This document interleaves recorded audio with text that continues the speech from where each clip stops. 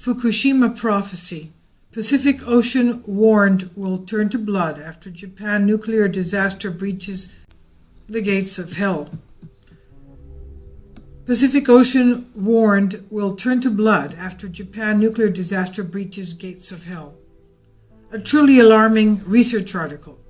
circulating in the Kremlin today, written by doctor scientists from the Federal Service for Hydrometeorological and Environmental Monitoring Ministry, warns that the entire Pacific Ocean region that comprises 1/3 of the Earth's surface is in danger of being subsumed by two marine species of red algae whose exponential growth has now been accelerated due to a never before known, quote, internal planet atmosphere, end quote, being released as a result of the 11th of March 2011 Fukushima Daiichi nuclear power plant disaster in Japan, and that, if not mitigated, will cause this massive water body to turn, quote-unquote, blood red, kill everything within it, and make it unnavigable. According to this article,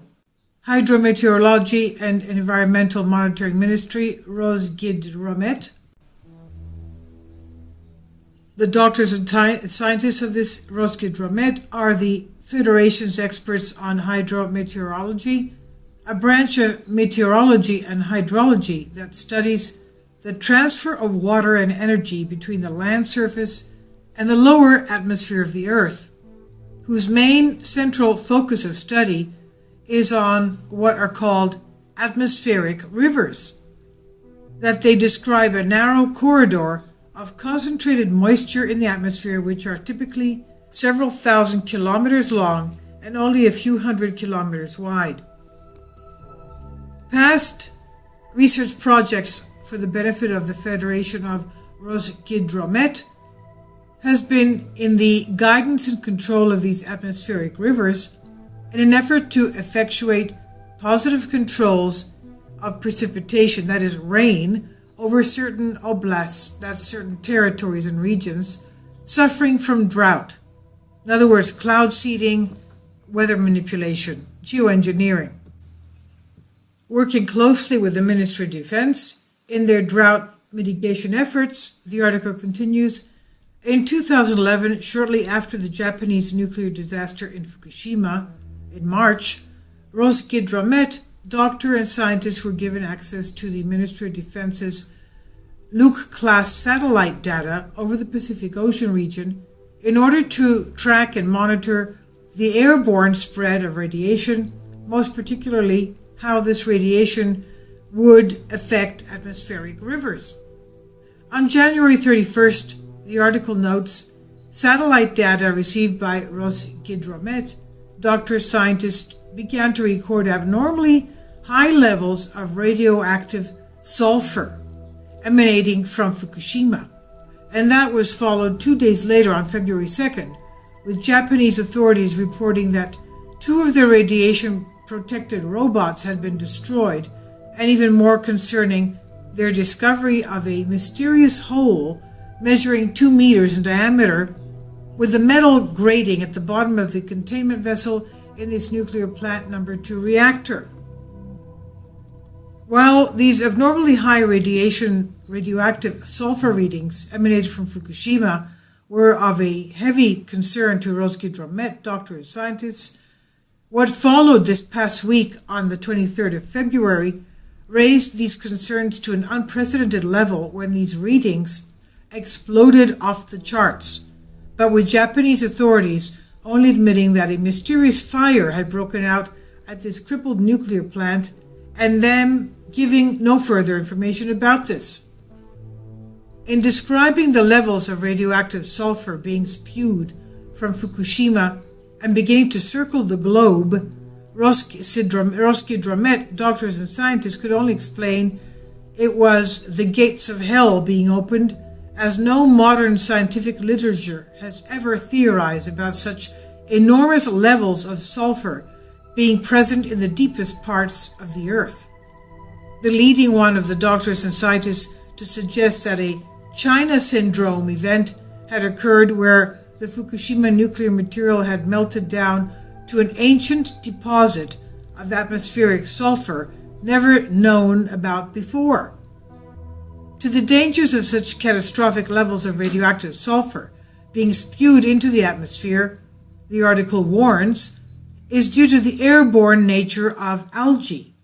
most dangerously a marine species of red algae discovered in Japan in 2014 called Congracilaria babae,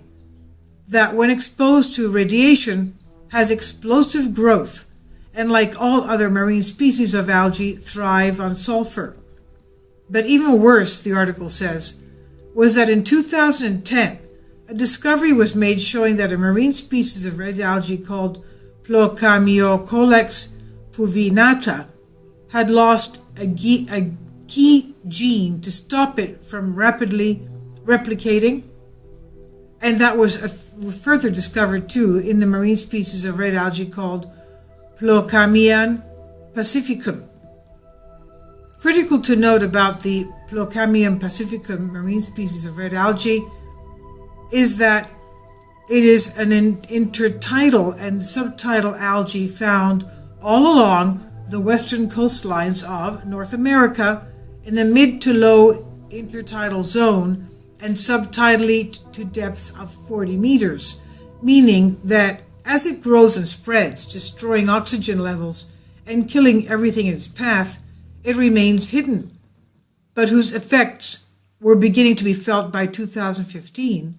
with the collapse of this region's entire fishing industry due to mass die-offs and many other strange anomalies occurring there as well. But to the greatest fears of Rosgidromet, doctors and scientists, the article explains, is the combining of the Japanese marine species of red algae, Congracilaria babae, with North America's west coast DNA sibling, Plocamium pacificum, and that should this happen, especially with the Pacific Ocean's atmospheric rivers being inundated with massive quantities of radioactive sulfur from Japan's newly opened gates of hell, quote-unquote, a red algae catastrophic event would occur, turning all waters it touches into red blood death zones. Red blood, quote-unquote, because the algae bloom looks like red blood in the water.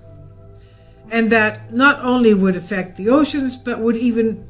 come into inland areas where these atmospheric rivers flow and precipitation comes as rain and snow. And as if this Rosgidromet research article isn't frightening enough, these doctor scientists made it even more scary, apocalyptic in fact, by having the Department of External Church Relations, DECR, write an addendum to their findings in order to find out if there were any historical and religious counterparts that could be examined so that more clarity, insight could be gained.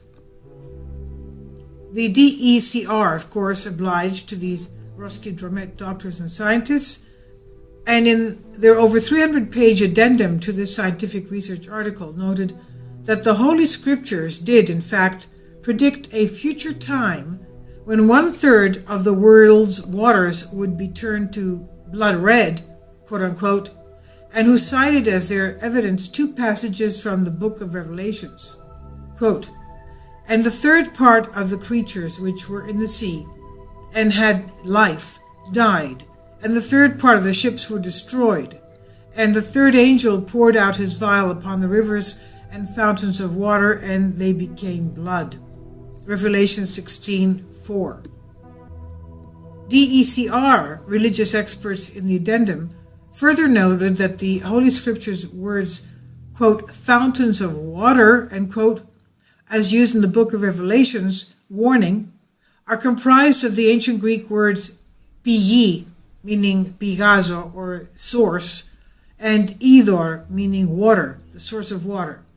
and that when combined from the meaning of water of the deluge, from where this blood red water will come from, and that matches the historical account of Noah's flood, where it rained for 40 days and 40 nights, flooding the entire world, and whose water came from what we now know as atmospheric rivers. there's a chart here indicating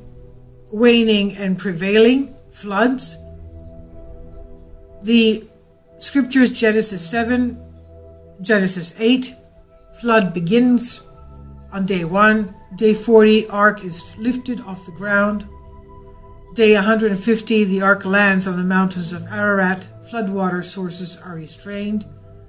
Day 224, tops of the hills were seen. Day 264, raven is sent out. Day 271, dove is sent out the first time. Day 278, dove is sent out the second time. Day 285, dove is sent out the third time. Day 314, waters were dried from the land. And day 371, the land had completely dried out. And you could read that if you want on your own. There's details there as well in the notes sections. As to the previously unknown existence of modern science of an internal planet atmosphere of sulfur, DECR religious experts in their addendum to this research article further state that this has long been known and written about by all of Earth's most ancient people, and in Christianity is a deep underground realm called Hell, Sheol in Aramaic, or Gehenna. The Roskildromet research article concludes that these doctor scientists giving no prediction for when their worst fears might be realized, and is seemingly echoed by DECR experts in their addendum, who just simply note that every day God expects us all to remain watchful for these things, and that, at least to us, sounds like a good advice. I'll leave links below for you for this.